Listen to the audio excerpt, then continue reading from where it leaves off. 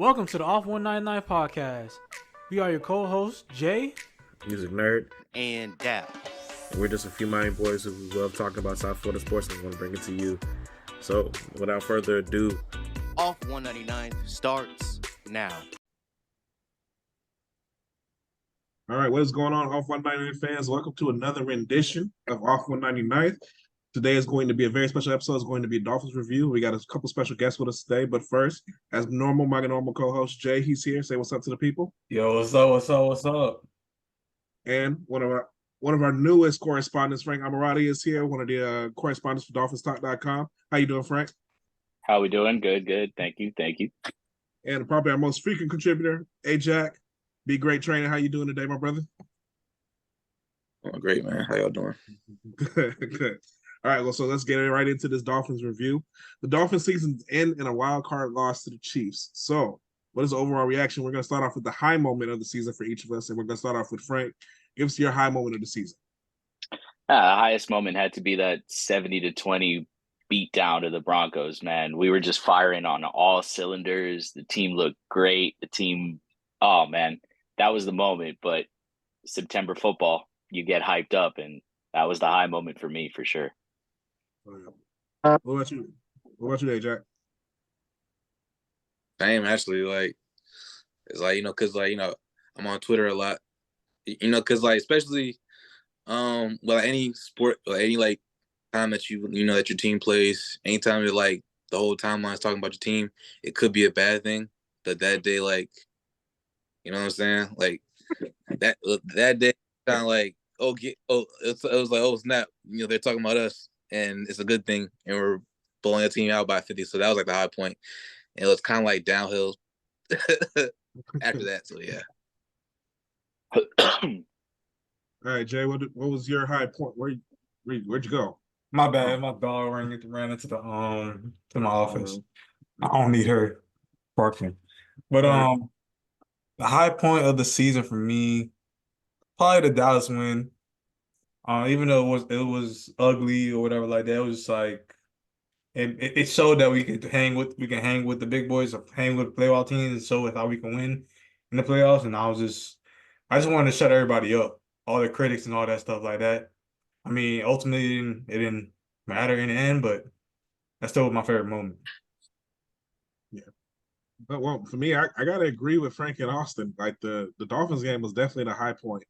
I mean, I remember I had to work that day, so I'm literally prepping meat, cutting steaks and stuff like that, and my phone is just blowing up. One with fantasy reminders, and two, what is this oh, Miami's just put up 35 points first half. I was like, okay, good, we're doing good. It was people were thinking we were gonna lose that game. I remember because one of those things 0-2, 2-0 and stuff like that. But then Miami just came out and blasted them, and then when I think I was just about to leave, and then it said Miami's put up 70 points. I was like, you got to be kidding me. I looked at my fantasy games because I had Tua Tagovailoa, I had Tyreek Hill, and I had a couple other players and stuff like that. And I'm looking at it oh my god, yeah, I definitely blown that away. So yeah, that definitely was the high point of the season for me.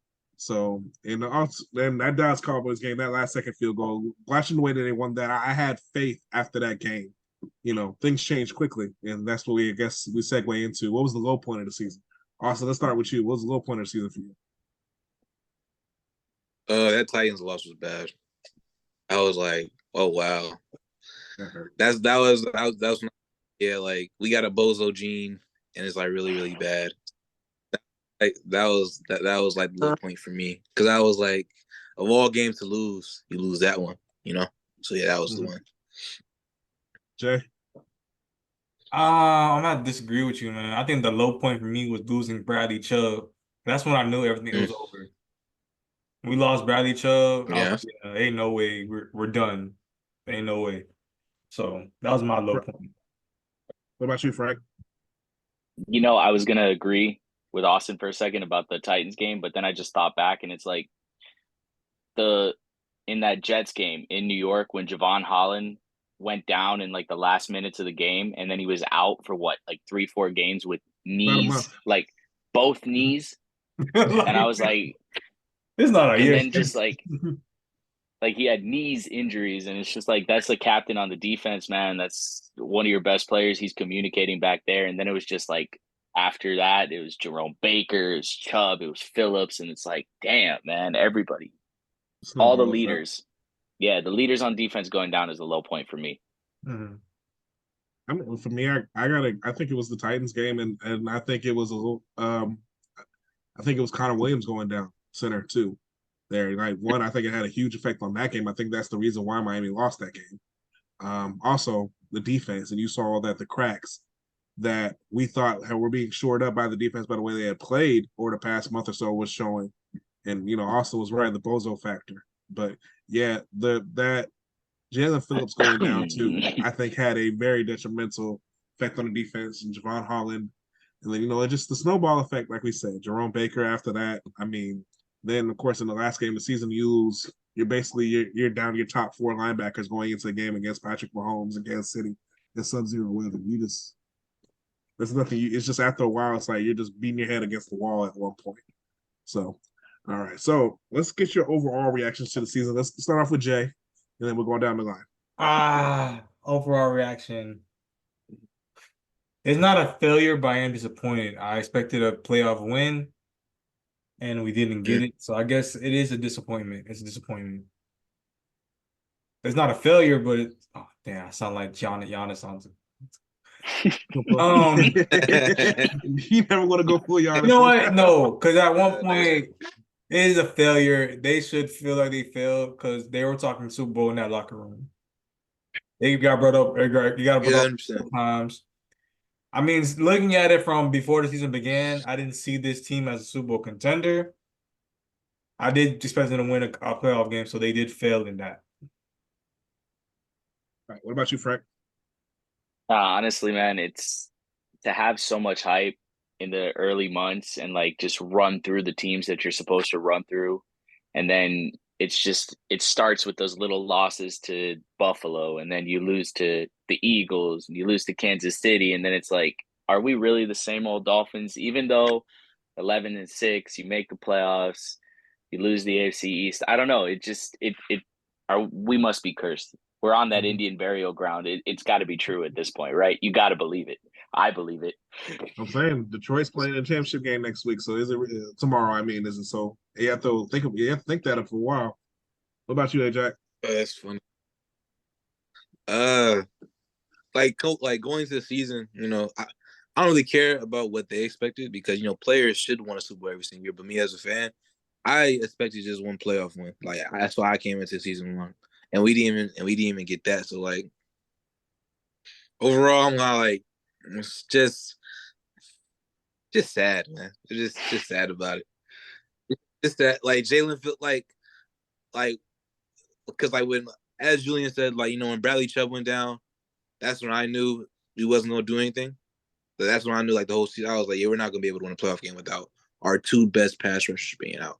And then Javon being out, like that was like Javon being out was like low key like one of like the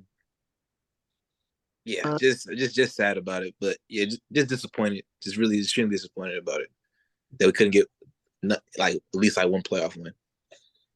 Yeah, I liked how this team had the ability to bounce back, like, and from everything that happened.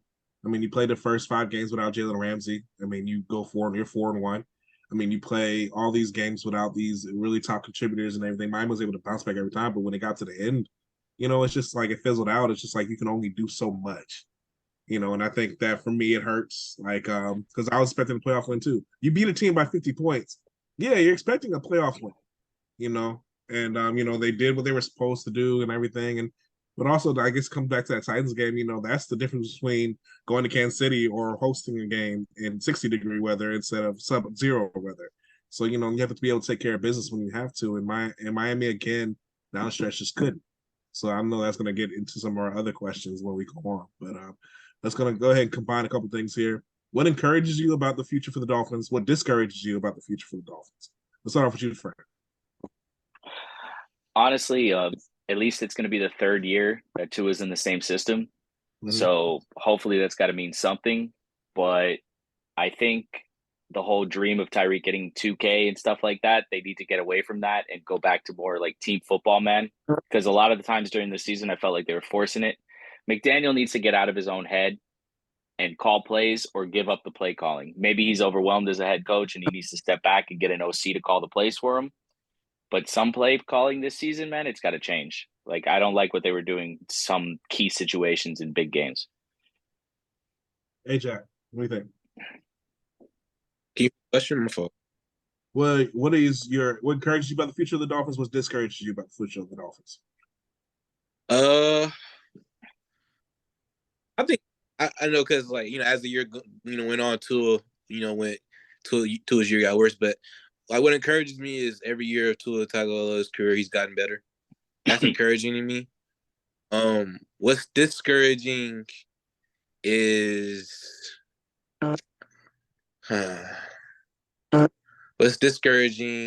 just how bad we are every single year. Like during the winter, it's every single year we just totally fold in the month of December. It's really discouraging. Like I know, I know it's like we had like this narrative about us, and it seemed like every single year we prove the doubters wrong. Every single year that we can't play in December. I don't know why that is. That's like the most discouraging part. Like you get pushback as a fan, like, nah, we'll be better this year. We better this year. That was last year. This happened, that happened. But nah, the haters were right. So that's the discouraging part, honestly. No, yeah, you got a point about that. What about you, Jim? Well, first I want to ask a question to the room. Should we keep Tua? Well, I want to see here's everybody's opinion before I get mine, but how's everybody here feel about Tua? I keep him. I'm up keeping him. Why? Mm-hmm. Well, I'm gonna be honest. Being a fan for nearly 30 years at this point, in my fandom, we've had 2 Pro Bowl quarterbacks, Dan Marino and Tua Tagovailoa, and so that's the main reason for me. So also too, I'm not a big fan of just resetting and starting over all the time. I do think you have a good foundation with Tua, and I do think that once he actually got protected, also got weapons, I think he was able to expand his game. So do I think that he is a top 5 quarterback? No. Do I think he's top 10? Yes. And I don't think you get rid of that. So that's for me. How about you, Frank? Nah, honestly, I keep Tua, man, because he's shown progression year after year after year. So he's obviously improving. And I think it's going to be up to Greer and McDaniel building that offensive line. So we're not relying on people who get injured every other week. When the line was there and it was solid, they were kicking ass.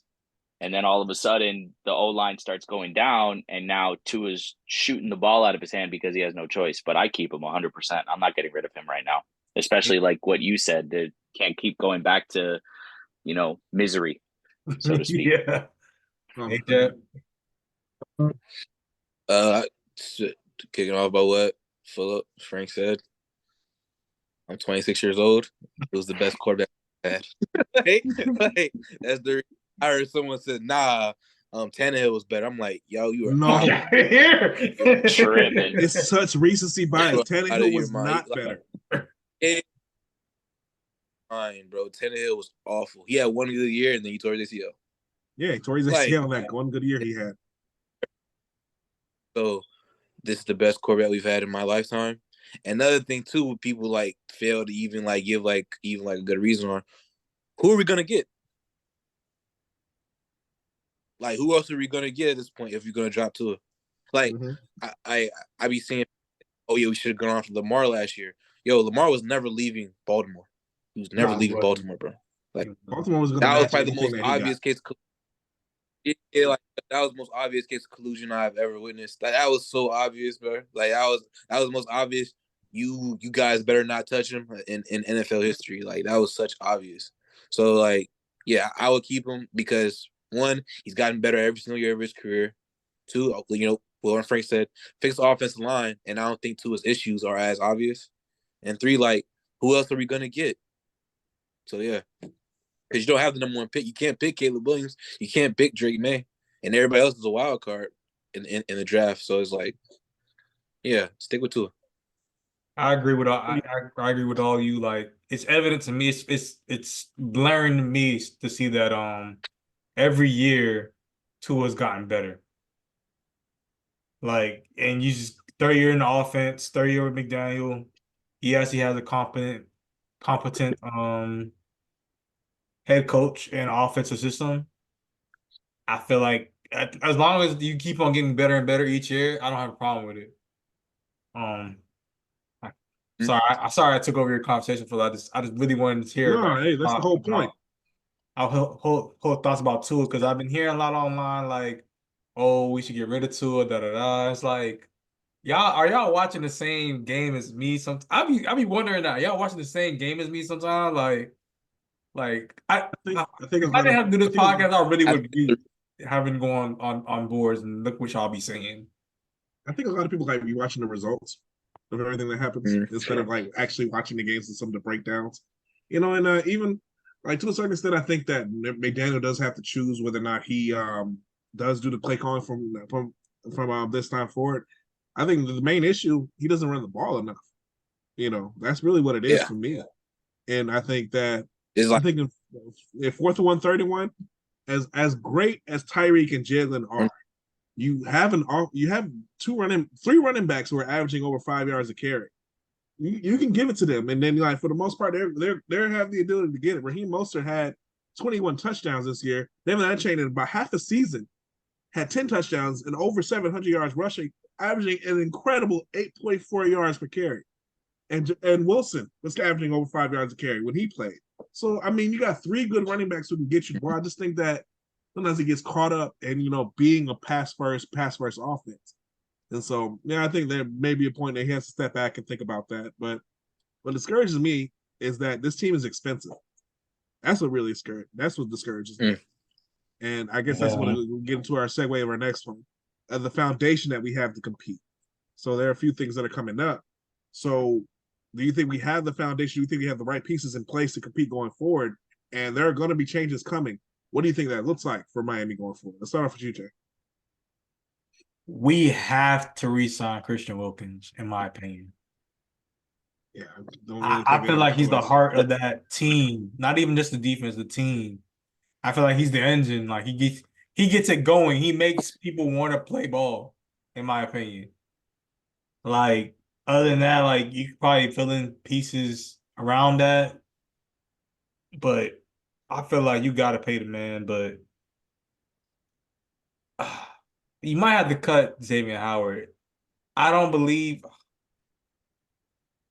he had a bad year. I believe it wasn't his best year, but I I felt like we didn't see enough of him and Rand. We've never seen actually, you know what? I think he's cursed in his career where he's never where they try to get him help on the other side, but he can never like they can never be on the same time. They can never be on the same field at the same time for like a 6 week stretch. Like he's either the other guy's hurt or he's hurt or they can never get a rhythm together. And I would love to see that, but I'm just watching him during the Titans game. I felt like he was getting offensive pass interference a lot, but still like he should be able to go toe to toe with D Hop. That shouldn't be a problem for him. And I felt like he was struggling. So it really is Armageddon Armageddon because a lot of people are gonna have to go and there's gonna be a lot of turnover next year. We're gonna have to see which way it goes though. Right. What about you? Can we change the training staff? That's what I want because I don't know why players are injured year after year, man.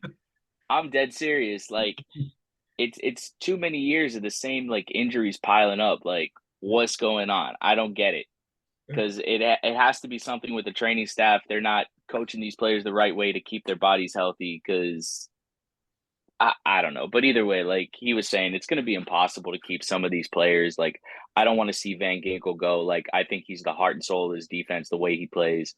Like he mentioned, Christian Wilkins.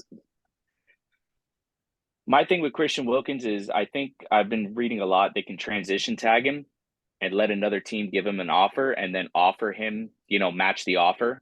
Mm-hmm. And I think that might be the route they go to let Wilkins find out what his value is from other teams. And then hopefully Greer comes and matches that, because him and Sealer, they killed it this year. That interior combination was unstoppable. Oh, I yeah. think they combined for almost 20 sacks, like 19 and a half. I think they 19 and a combined half. for. Yeah, Sealer had 10, interior he had 9 defensive and a line. half. That's nuts, bro. Where else can you get that? And I mean, I know it's a huge benefit having Chubb and Phillips on the outside, but we got to find a way to keep it. But like he said too, Xavier Howard's probably gone after this year, because he said he's not taking a pay cut, and he's gonna have to, because he just ain't it anymore. Mm-hmm. Yeah. So I mean, he hasn't proved that he's up to that contract this year. I mean, for probably the past couple years, because he's been hurt. You haven't been. yeah, So why would we pay you? Like, well, you earned it, so you earned it before, but That's always the issue with that. Is like, how does it keep being earned? And also too, when you start to compete, does that contract become too big? What do you think, AJ? Especially with as soon as we drafted Cam Smith last year, second round, like I thought he was gone. I thought he was gone last year as soon as we drafted Cam Smith. I was like, oh, he's gone. So like it's kind of like like the way this year has went for him, kind of like confirms it. You know what I'm saying? But I mean, I've been reading up on it. It'll be pretty easy for us to get back over to back under the cap. We got like steps to make. It won't be too hard for us to get under the cap. But even with Wilkins, honestly, I don't. I'm kind of iffy on it. I don't really care if we resign him or not. Like if we can get compensation for him, I'm happy. I'm happy about it. Type of stuff. Like the Dolphins took a risk in him playing on whatever he was playing on. They lost. Probably gonna have to let him walk, because it's $20 million for interior defensive lineman. If you're not Aaron Donald, that's kind of ludicrous, right? no, I think he's worth it. It's more the intangibles of it all. I don't know, man. I'm kind of iffy. Wilkins outplayed Donald this year, though. Yeah, he did. But hey, it's like historically type stuff. I'm just saying. But I I could be wrong. Jones, like that defense with the Chiefs is not as good without Chris Jones. Yeah, that's another interior lineman that's worth it. It's hard even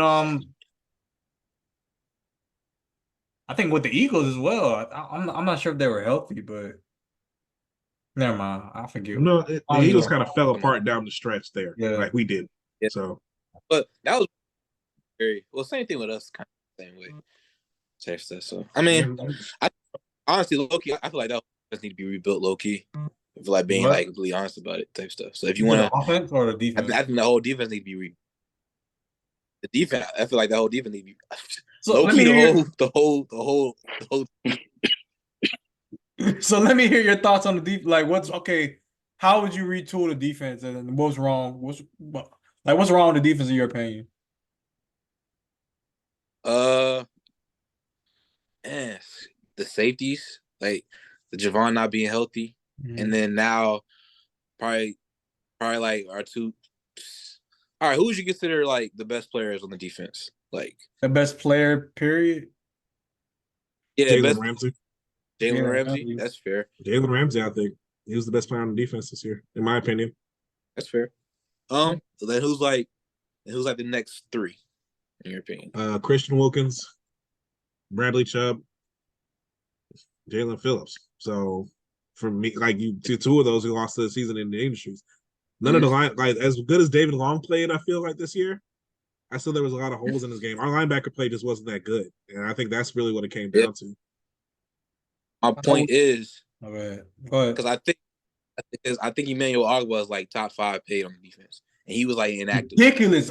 Oh my god, it pisses me off. So like you got Jerome, like you even bring up Jerome, like Baker, he's one of the top 5 paid as well. So it's like you gotta consolidate like the defense, because you're paying a lot of guys that either aren't that or not that good, or they're just mid. Like our linebacker play has been pathetic, like the past 2 or 3 years. That's what I mean by like the the whole defense low key need to be rebuilt because Xavier Howard, he's probably gone. Jalen Ramsey, he's like, how old is he? Like 28, 29? 29? Yeah, 29. His contract takes him into his age 33 season, if I'm not mistaken. So he's probably gonna want to get re-signed. I mean, probably want to do that contract over in like a year or two if he's still his stuff like that. So I think we need better linebacker play. Try to survive until Chubb and Jalen Phillips get back. So next year is gonna be kind of rough for us. I'm not expecting a lot from the defense next year because like a lot of the money invested in that defense is gonna be injured, you know. So I mean, best pass rushers probably won't be available till October or November next year. If works out basically well. like everybody wants to get like if you looked at Javon Holland's like exit interview, I know because like Javon has a great way of playing stuff off and seem like the funny guy, but it's pretty obvious he wants to get a new contract in as soon as possible as well. So you have a lot of guys to pay in the offseason. So we'll see what happens. That segues me into the point when I said it's like this team is expensive. There's a lot of people you have to pay. Jalen Waddle, Tua Tagovailoa are coming up as well. And then you got, like you said, Javon Holland is coming up. You got a lot of people you have to pay on this team. And you're already paying Teron Armstead the highest tackle money. You're already paying Tyreek Hill the highest receiver money. Jalen Ramsey has the highest quarterback contract. That's a very expensive team already. So, yeah, Miami can get under the cap, like you said, doing some creative things, getting rid of some players. But it doesn't really leave much money to make Christian Wilkins the highest paid defensive tackle in the game, if that's what he's looking for. And then other things that happen. So that's basically that's why I asked about the foundation question. Does Miami have a foundation to let it? Because it's possible one of these players who want to get re-signed is probably not going to be able to. Miami's just not going to have the capital to do it. So can Miami still compete without some of these great players that they've had over the last few years? Because low-key, Miami's actually drafted really well over the past half or so decade. They have some really great players, especially high picks. Okay, now we have missed on a good amount of players too, and a lot of them aren't with the team anymore. But Miami's actually gotten a lot of contributors out of the draft. So, do you think the foundation is strong enough to keep competing? Because the AFC doesn't really go away. Lamar Jackson, Josh Allen, Patrick Mahomes, and then Joe Burrow, who's going to come back. Those quarterbacks, those teams don't go away. So what do y'all think about that? Start off with Jay. Yeah, when it's broken down like that, it sounds a lot scarier than it really is, right? I don't know what you're gonna do because like those teams are a lot cheaper than ours, and like I don't know the in and outs of their roster, but I don't see a lot of them guys getting paid like we got to pay our people. But well, no, the Bengals are gonna have some issues coming up because they already said they're not letting T. Higgins stay, and then Mixon has to get re-signed. Then Jamar Chase has to get his contract as well. Then they have things on their offensive line. The Bengals may run into the same problems the Dolphins do.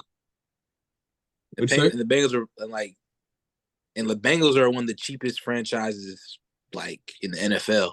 Like at least with the Dolphins, we have an owner who's willing to. Bengals are the total opposite. They don't want to spend nothing. Like that's why they already told T. Higgins that he wasn't playing for them long term. So and to look elsewhere, but that's going to take away from the offense. So they're going to reshape. But they've already locked down their quarterbacks. Us, we haven't locked down our quarterback yet. So there's also that issue. Yeah, that's the issue.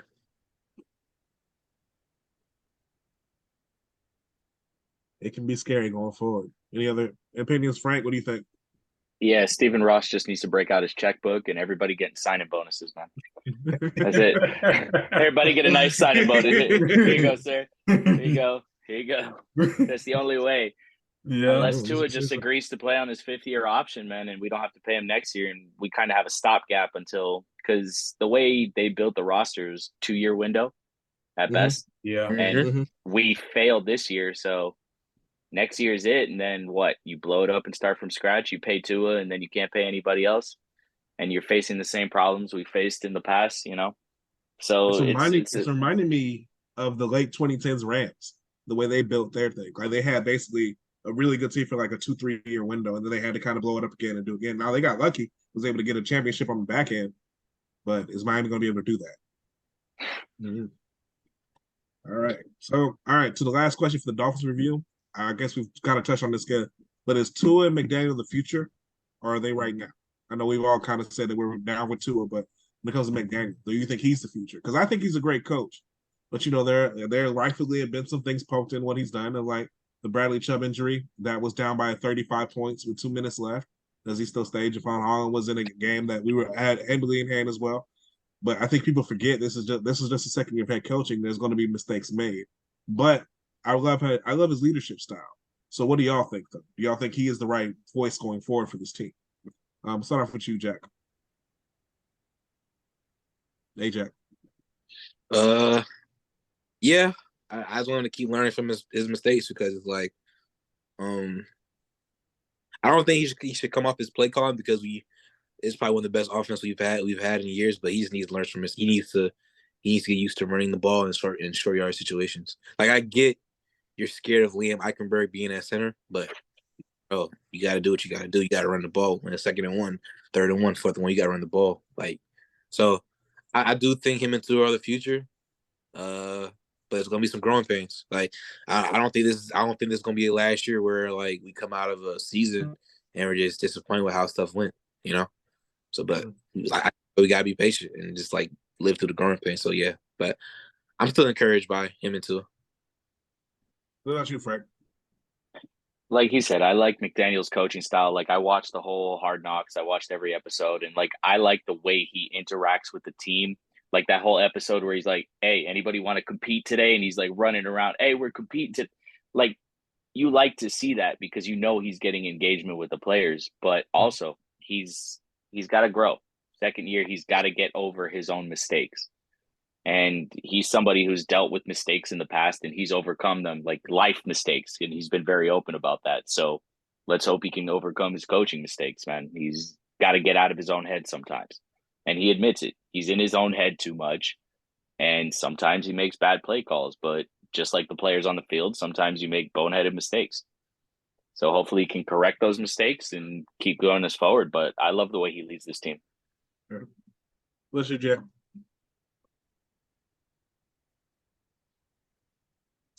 To me, there's no question that that he's the future of this team for the next 5 years. Probably he's gonna continue to get better as he matures as a man, as a leader of men. He has his quarterback that he believes in, and hopefully they both of them together can learn from their mistakes. And this was just another year from them learning mistakes.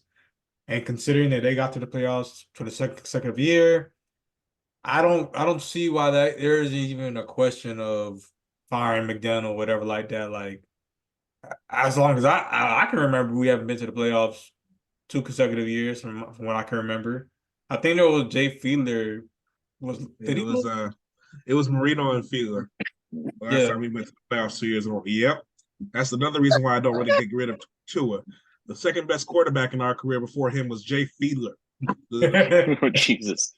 If y'all want to comment on this thing, tell me exactly who y'all remember Jay Fiedler being, and then you'll get like maybe 10 cool points from us. Hey, don't disrespect. Come on now. I'm not disrespecting Jay Fiedler. Oh, you know what? It was a 1-year thing though. Chad Pennington was great, but it was a 1-year thing, and he also didn't go to the Pro Bowl, so there's that. But you were saying, Jim? Yeah, man. There's I don't think there should be any question, man. So we got who we rolling with for the next 5 years, and we'll see how it goes, bro. I just want to see progress. Yeah, that's the whole point. I agree. I'm tired of stagnation. I think we got stagnant with Gase for a long time. Even like Flores, there was strides made and everything, but there was a little bit of stagnation there too. I wasn't actually when he got fired, I wasn't a big fan of the move because I don't like just restarting like that. But I think this was the right move. I think this was the right coach. So, all right, that's going to wrap up the Dolphins preview part of it. So we're going to get into something a little bit more positive. Not that Udonis Haslem got his uniform retired. Actually, Ajax was there after the ceremony, as our parents were. So I want to get y'all reactions to it. What is y'all reaction to the OG getting his jersey retired? What is your favorite Haslem moment? And then just go from there. Let's start off with Ajax since he was there. It was beautiful, man. It was really beautiful. I liked how they took the seats where his parents and grandma used to sit and gave it to him as a gift. Um, you could tell it was a full circle moment for him because he grew up here, and then he shouted out every single hood, and it was like and just describing, like his journey, from hooping at the park to hooping at Miami High to hooping at Florida to hooping at Miami. So it was great. I honestly couldn't hear Pat Riley's speech. I heard it got a little weird. That's okay. I don't really want to hear the old anyway. So but hey, it was great. It was great. It was probably my favorite moment was definitely like the Tyler Hansbrough thing. Cause you could tell it was coming, type stuff. Cause you knew it was coming. Like you knew he was gonna let Tyler Hansbrough get away with like punching on. Like I forgot what Tyler Hansbrough did. I know he did something weird to D Wade. It was D Wade. Yeah, so I knew because so you knew it was coming, and then when it came, it was just like yeah, like so that was probably my favorite moment from him. So. Mm-hmm. All right, Frank, what's up? What do you think? What's your favorite OG moment? Oh man, just watching that retirement ceremony, just knowing UD, like his whole career just started and finished with the Miami Heat. It's a beautiful thing to see. And like I think it was well deserved, even though Paul Pierce, hater ass that he is, tried to say it was given, not earned. We'll get to him. Ooh, I'm so tired of him. But by all means, continue. No, but I think my favorite thing about UD was just like he was the enforcer on the team, man. Anybody got messed with any year that he was on that team, he came in and he was ready, ready to throw hands with anybody who messed with any player on the Heat. I just love that about him. Like he was the bodyguard of the Heat, the enforcer. Like you would bring him off the bench in his later years just to throw a bow at somebody. That's what I love about UD the most, man. Just hard nose and God, what a player. What about you, Jay? Honestly, I want to talk about more of basketball, like actually playing basketball. We don't win that 06 championship without him and his work in the Offensive rebound. his Dirk. We don't win without him putting in that shit on Dirk. Like they talk about how what Wade did and what Wade did that he deserved all that is just what you did on the other end against Dirk was something that made me fall in love with him. So that was my favorite moment. Like him bringing home a championship to his hometown, the first championship right there, and yeah, that's how he earned his number getting retired. That's where he earned it. So fuck. Oh my bad. Excuse me. Forget you, Paul Pierce. Yeah, because he has these rings that you don't have. That's really all it comes down to. And like really throughout, Udonis Haslem is a champion of life. He shows, I think him and Dwayne Wade are a big reason why Miami's become more of a basketball town because of their backstories, where they come from. And Udonis being from here, going to Miami High, then going to Florida, and then having to go to France for a year and then coming back and everything, and then earning his way onto that team and becoming the embodiment of Heat culture and becoming the embodiment of what it means to be a Miami Heat fan, Miami Heat player. That's why fans are always going to love him. People will say, "Oh, he takes up a spot, he does that." Fact of the matter is, everything that is in his career, he's earned. And that's what really pissed me off about what Paul Pierce said, because he couldn't let someone else shout out Udonis Haslem. He couldn't let Steven Jackson give Udonis Haslem a well-deserved shout out for it. It's like, fact of the matter is like Steven Jackson was right. A lot of them are given, and a lot of them are earned, and this one was earned. So just because you think that it was given because you weren't able to accomplish as much in Udonis Haslem's career, which is crazy to me because Paul Pierce is probably one of the most talented three guards of all in the era, I will say. And still you feel so inferior to this man because you don't have as many championships. Paul Pierce is a better talent, more talented player than Udonis Haslem. But Udonis Haslem, through his grit, through his grind, through wanting it more, basically, was able to earn more than Paul Pierce even feels he earned. So for me, that's always going to be like that. And for me, it's just a fair moment is the fact that they were able to get under the Celtics' skin so much, and basically what they set out to do, and Miami to this day basically succeeded. They destroyed the Celtics, and you know how I know that's happening? They still can't let it go. Paul Pierce still can't let it go after all these years. It's been nearly 15 years. It's basically 10 since they last played in the playoffs, and he's still talking cash money shit. I mean, it's obvious to him he'll never be able to get over it. Which, hey, that's fine. We'll live rent free in your head. We're good. Udonis Haslem's great.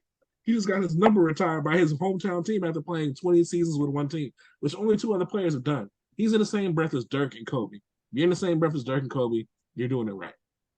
So that's really all I have to say about that. Congrats to the OG for it. And then now we're going to move on to Hurricanes football. The big news: Cam Ward changed track and committed to the Hurricanes football. And then Ja'Cory Brown went on the podcast and talked about it.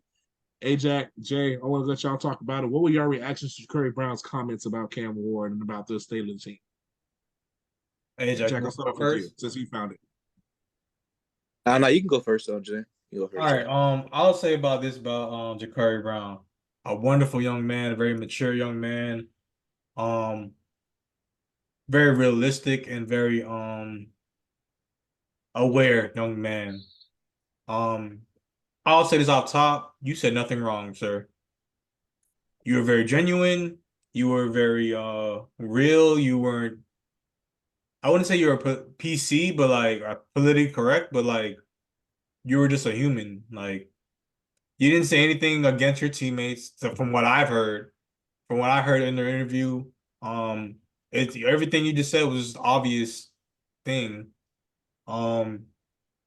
Like listening to him describe his time at UM so far during that first Mario Cristobal year, and this past season, and knowing how tough it is to not go against your word, because there's a lot of rumors going around saying that we weren't sure if he had asked for a red shirt or not, because I never heard it from Cristobal or him from his mouth. And it's nice to see that he did ask for a red shirt. And of course, he's not going to go against his word because he's the one that asked for it. Even though it's tough for him to see how that bad quarterback play and him having to sit there and watch it and not do anything about it. So it was a very enlightening interview. I felt like it was a great interview, and I'm so happy to have him on the Hurricane team. And I hope being forced to apologize for something that he had no business apologizing for doesn't sour his relationship with the university or anything like that. What's your reaction to that? I've gotten so many because when I first watched it, like I'm like Julian, I really had no issue with what he was saying like at all, but getting other people's opinions about it and just being more realistic about certain stuff. The reality is he's a quarterback of a P5 team, and listening back to it, because the reason why I think Mario wanted him to apologize for it, because one, there's a lot of profanity in it. And I think he was talking like one of his homies, like you tell he was saying the N-words, cursing, all that stuff like that. You can't. It's kind of a bad look. I feel that. Another thing too, he was kind of talking about other people's money. You can't really do that. You know what I'm saying? Because there was one point in the interview, there's the Alabama receiver, Isaiah Bond. Yeah. He was like, they was asking like, yo, is Isaiah Bond coming to Miami? He was like, nah, Isaiah Bond going to the highest bidder. You can't say that. You can't say that. That's out of pocket. You can't say that. And even with the Cam Ward stuff, it's kind of like you kind of talk about his money too. You can't do that. Anybody said like, yeah, I don't know who's making decisions for him. I don't know who's advising him, but I don't know about that. Like, I don't know if that's gonna go well in the locker room. You know what I'm saying? But other than that, everything he said about himself, I had no issue with at all, because that's his truth. That's what he went through. I honestly don't blame him, because a lot of people was writing his own narratives for him without him defending himself. I have no problem with that. But looking even further into it and thinking about it more and then get other people's opinions about it, I do understand how someone could be like, hey, bro, you probably shouldn't say that. Even with how he was talking about the scout team, how he was talking about the walk-ons and stuff, how basically he called the walk-ons trash. And reality is yeah, they are trash, but it's those are your teammates. You can't. Those are your brothers. You know what I'm saying? You're the quarterback.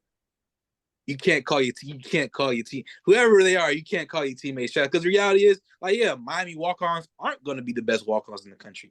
It's Miami. I don't know how much it costs now, but back when I was, it probably cost $40,000. It probably costs $60,000 now. So it's I can only imagine who what type of walk-ons go to Miami. But at the same time, you can't say that about your teammates, bro. So I get both sides. Everything he said about himself, no problem with. But him speaking on the other people's stuff, I understand the pushback on that. I disagree, but that's just I guess the politics like up in this college football game. No, it's like I that's actually what I got a think. problem with it, but yeah. Because there's already articles out picking apart what he said. Because there's already articles out picking apart what he said and making it like a negative. There's already like it was like a 24/7 article picking apart what he said about Cam, like, oh, drama in Miami. Oh Like that's God. exactly what I'm saying. Like that's why I get it. Like that's why you can't. That's why you don't speak of other people's money like that. Because it's like, especially in this NIL area and the narrative that Miami just pays for players. Like that interview is gonna help push the narrative that Miami just pays for players and we don't really recruit like that. We just pay for players. You know what I'm saying? That if someone really say, yo, Miami plays for players, they can definitely use that interview to help push that. You know what I'm saying? So hey, I get it. So that's because like and like we was in agreement, but then like getting up people's opinions on it, then like kind of listening to it back. I get the pushback on it because I know for a fact Mario was more mad about the profanity and how he presented himself more than like what was actually said. That's why he made him apologize or whatever like that, or asked him to apologize. Well, Mario is very big about presentation. I don't think, really, the competing stuff, I really thought he made matter about. But Frank, do you have an opinion on this? I mean, I can't say that I'm familiar with anything. I didn't have a chance to watch the video or anything like that or see what he was talking about. But like he was saying, it's probably not a good idea to call out your teammates and probably not a good idea to speak on people's money. No, it's not. Look, certain things are left alone. That's like in conversation. That's why it's not nice to talk basketball. Someone makes. It's also not nice to talk about politics. It never leads to anything good. So, but we'll leave that alone. I think for the most part, in the end, I think the way it's handled will depend. I think it'll show how strong Miami can be. And honestly, I'm looking forward to the competition. So, and one iron sharpens iron. That's the whole point. So hopefully, we're able to go forward with that. All right. So moving on to a couple things. Wait, before I want to say this, I do want to say one thing. Ja'Cory Brown is a great teammate. Just to put that out there. Just the way he cares about his fellow people. Yeah, I feel like in that room and stuff like that. He's a model teammate. Probably to a fault, in my opinion, but just want to get that out there. No, that's what always the feedback has been with him. Everybody loves him. So, I mean, I know he came on the podcast with Cam, and I know they had a great rapport as well last year. I know that people feel that way about Cam as well. So I guarantee they feel that way about Ja'Cory. All the out of pocket stuff he said was all in the flow of the conversation. It wasn't like no one-off thing. It was in the flow of the conversation. That's the thing. He had no ill will with like what he said. It wasn't like from like I got more money than me. It was all from a place of like I'm just talking with my homie. I'm just talking with my former teammates. So it's like I know that, but I know how people can cut. Can cut. You know what I'm saying? And just like run with it or like that. That's why I'm like, all right, yeah, you probably should have kept that close to the vest. Especially about like your former teammate Isaiah Bond. Like what if he messes up at Texas because he went to Texas and people be like, oh, he just went there for the money. He went there for the, he's the highest bidder. So it's like, yeah, bro, probably shouldn't have said that. That's all. That's all. He'll learn from it. Yeah. All right, moving on to Hurricanes basketball.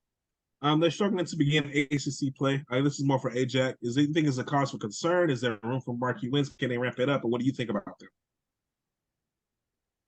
Man, it's because even the game today, I was just disgusted by the offense, man.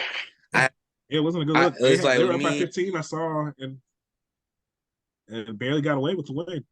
It's just because man, like I don't know why I really underrated how bad of a loss Jordan Miller and Isaiah Wong was going to be. Like I really underrated them. I really did.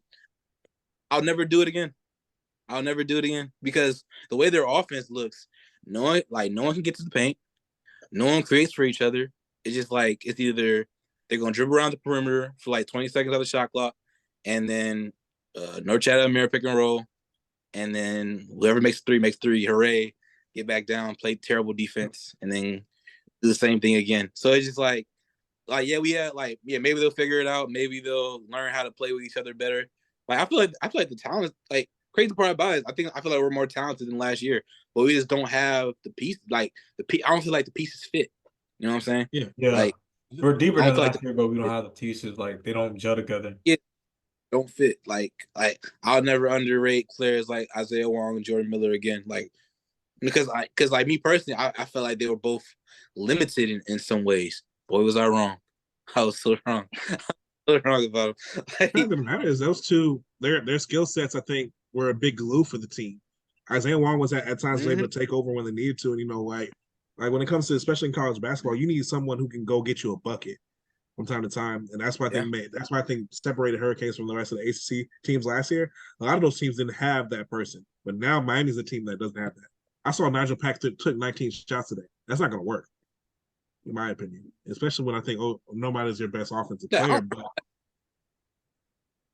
I don't even mind him taking 19 shots. It's like the shots that he takes, like they're not good shots. You're not getting easy because like with me, it kind of goes back to the thing of the Heat. Like if I just look for, like I use Tyler Hero as an example.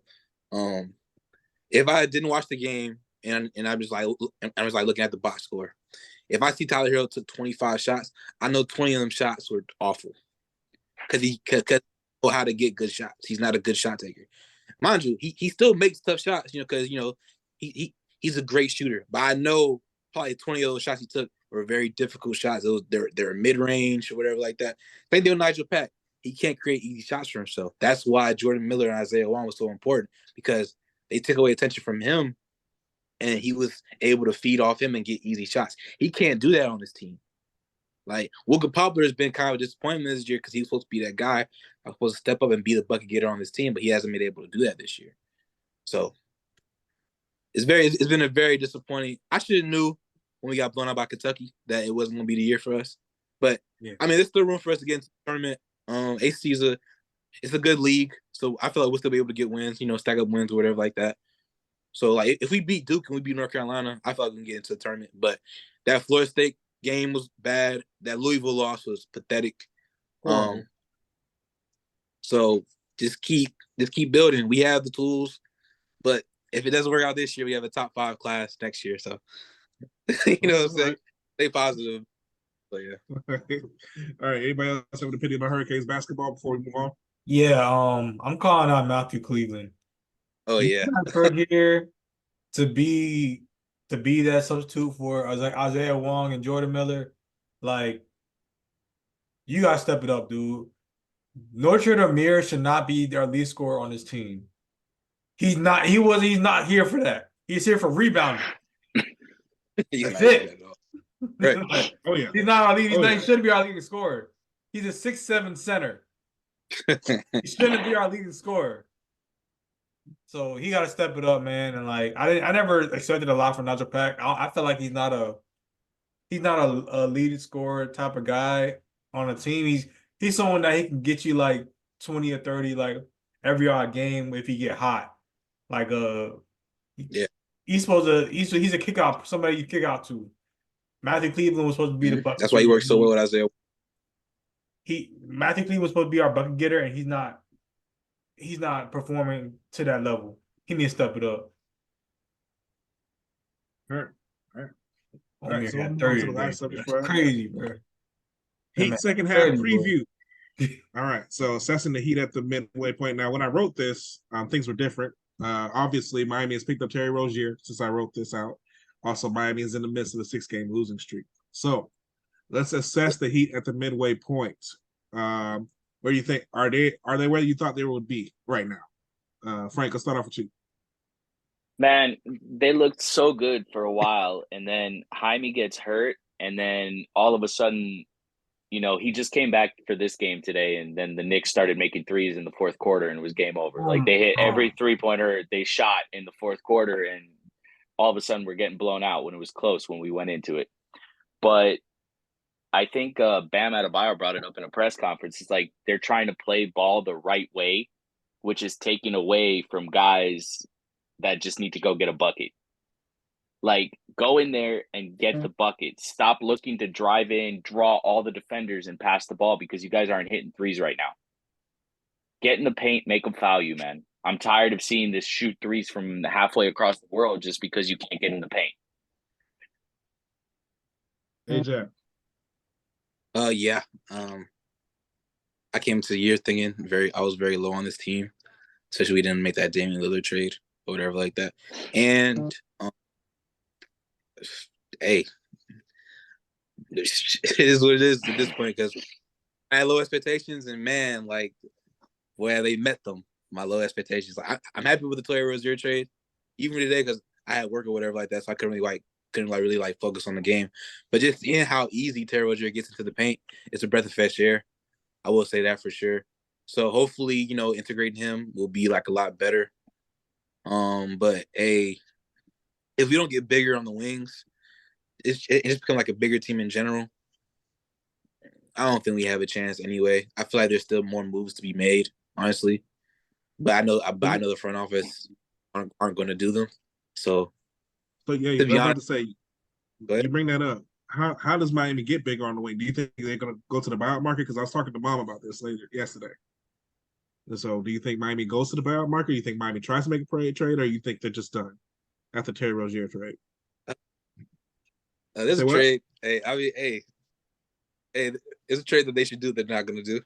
It's trade Point Wonder. Yeah, they're not going to do it though. Say it. Go ahead. You can say it. You're cool. It's all right.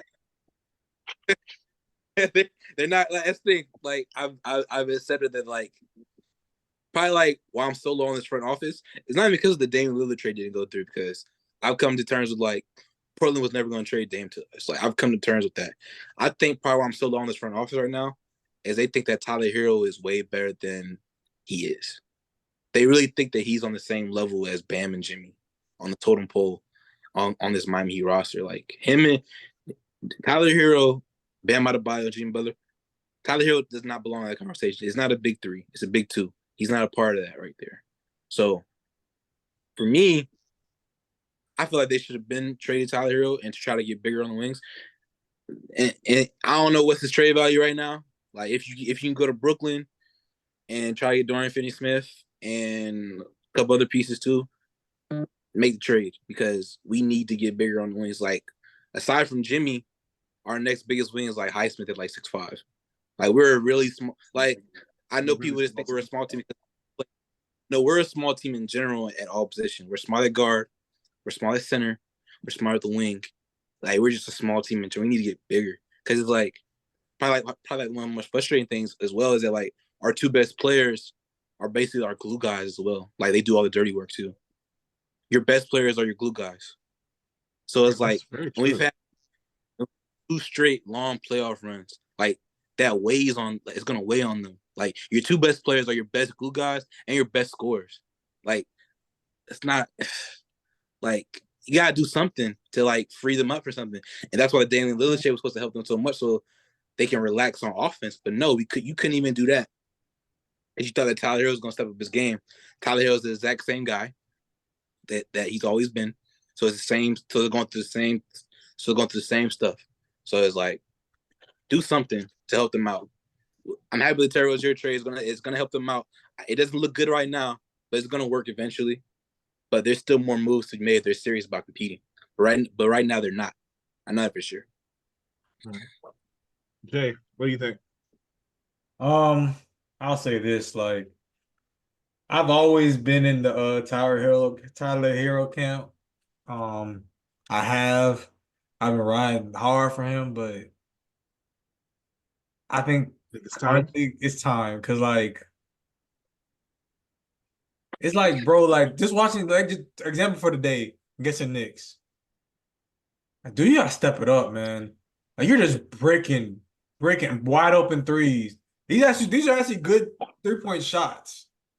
And like good 3-point mid-range shots. Breaking them. Like over this losing streak. Let me check right quick. Over his losing, he's 18, 43%, 37% from three. It's not. It's no, bro. It's either 20 points a game or nothing, bro. Like all this, I go on Bleacher Report. I get like, oh, Tyler Hero puts up 16. What? You can't put up 16 on this team. You need to put up 20, 25 at least a game. First to be a contender. Like, this is the reason why we have you here. This is the reason why you paid you. You're supposed to develop to this 25 a game scorer. You got to step it up. Seriously, like, you got to step it up. We're stuck with you right now. Your trade value is shit. We're stuck with you. Pick it up. That's probably the biggest issue I have is that, like, why would you think that he was ever gonna be that? The front office. Why? Like, how did you ever think he was gonna be in that tier? You know, someone made a good point to me about something. I think they're trying to push Tyler Hero to be something that he's not because they're trying to make up for missing on Devin Booker. Yeah. Because he was in the Justice Winslow draft, right? So they're trying to make up for trying to make Tyler Hero something that he's not. Well, they're on record. Miami's on record thinking they have the next Devin Booker and Tyler Hero. That's what they're on record saying. So, and that's like that. He's not that. Because, like, I think what's that writer for ESPN? Zach Lowe. He made a great point about him. If he just played 15% more like Duncan Robinson or Klay Thompson, he would be so much better. Because he's not an ISO scorer. I feel like at times, get into your ISO bag, but that should not be the main part of your game, bro. Like, you're not that. You're not that. You don't have a bag like that, bro. Like, you're not that. You're not that. If you just play more, if he was able as to a catch, develop more of his off-ball game, he'd be a lot more valuable. Is that what you're saying? No, that's the thing. Tyler's excellent off the ball. He's excellent off the ball. That's like the one thing I can't say. I can't diminish. He is excellent off the ball. He doesn't need to develop that. He has that. He just doesn't want to do it because he doesn't see himself as that. Buddy, you're not an ISO scorer. You're not a 3-level scorer. You're a great off-ball threat. Use that, bro. Like, that's what we need from you. Like, that's why Duncan, because it's all in analytics, it's all in the stats where, like, Duncan plays way better with Bam and Jimmy. Why? Because he's a great off-ball threat and he moves without the ball. And the offense doesn't become stagnant. There's movement with it. But when Tyler gets the ball, offense becomes stagnant because everybody knows they're not getting the ball. It's gonna be a Tyler ISO and then a weird mid-range pull-up. So, hey man. Like, even if we keep Tyler, he needs to change the way he play. I saw a little bit of the game. I did see it to Tyler's credit. He was more off the ball more and hitting his catch and shoot threes. I don't know the rest of the game. I saw like the first quarter or whatever like that. I saw that Tyler was hitting off the ball threes. So, you know, if he does that, I really can't complain about him. But he went cold after the first quarter. That's funny. Went cold, yeah. Fortunately, during the game, I was getting my hair retwisted, so I wasn't able to watch. So, but at the end of it, and also I was like trying to watch it. Yeah, he was cold when I was watching the game. So, I mean, you talked about it a little bit, but when it comes to Dorian Finney-Smith, so do you think Miami's main issue is getting bigger off the wings? Do you think like someone like Gordon Hayward could help with it if he gets bought out or something like that? I think it could help because us being a small team affects everything. Because kind of like a mindset. Because y'all was watching the game and like we started Haywood Highsmith, right? Mm-hmm. Who is he guarding? Julius Randle, I'm assuming. All right. When Julius Randle got into the post, did they send a double at him? Yes. Yeah. And then what happened? He kicked it out to that white boy, or he kicked it out to one of their any of their shooters. Was it Hart? It was Hart, or there was the other white boy, Chenzo, or something like that. Yeah. He killed us. DiVincenzo. Not the DiVincenzo. He killed us after the third. I think it was third quarter, second quarter. All right. Killing us. And that's the issue. Like, we're a small team, so we send doubles everywhere. We have to help everywhere. So we're constantly in rotation. And that's going to be open threes and open layups. So it's like, we start Haywood for defense, but we can't trust him one-on-one. So we got to stand double. So why are you starting Haywood? Because who else you going to start? This really doesn't make much sense. Who else you going to start? Because you're not going to start Love and put him. Was Love even available? I didn't see him. Was Love even available today? Because I didn't see him today. Nah, Love was playing. It was. Go ahead. I don't know if he was available or not, but I didn't see him in the game play. But like, yeah, really nice. Yeah. Like that's kind of like my point is that like we're a small team in general, so we have like this like just in basketball in general, like when you know you're a small. I play on small teams all my life. Like Julian, you know, like you know how we play. So like the instinctual need to help everybody all the time. You're constantly in rotation. You're constantly scrambling. That's not good for your defense, man. It's not good. So it's just like well, like all right. we're small. Like we're small at the point guard spot with Terry. We're small at the 2 guard spot with Tyler. Jimmy's fine. He's fine. You don't need to send help with him. We're small at the 4 spot. And Bam can hold his own. But some matchups, he is overpowered because he's an undersized center. Bam's 6'10" on a good day, 6'9" on an average day, 6'8" on a 6'8" on on a down day. When he shoots when he doesn't have extra socks on or something like that. Mm-hmm. So I thought we need to get bigger as a team and then like let our best players just cook. It just bothers me that our best players are glue guys. It really bothers me, you know.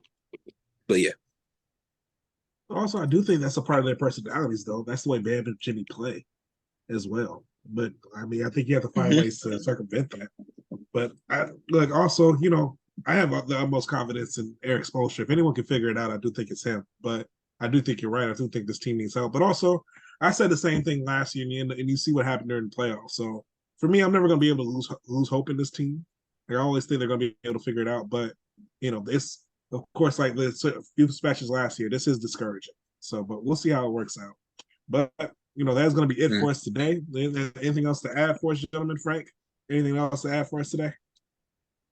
Nah, just with the Heat, like what you guys are talking about, but I think they need to find a way to get open too, because every time I see them getting in the paint, like they can't seem to get anywhere near the rim. And I'm talking Nobody's about moving. Bam, Jimmy. Like the only one I've seen get anywhere near the rim is Jaime, and that's because his footwork is immaculate. But like actually, everybody's having struggles. That's a They're really struggling to get in the paint, and I don't understand why. Even Bam, he's falling in love with that freaking free throw line jumper. Instead of driving to the rim and trying to draw a foul, he's fucking, excuse my language, backing down and then turning around and shooting his jump shot, which it works sometimes. But dude, go to the paint, get a foul, man. I want to see you on the line more. No, that's a really great point.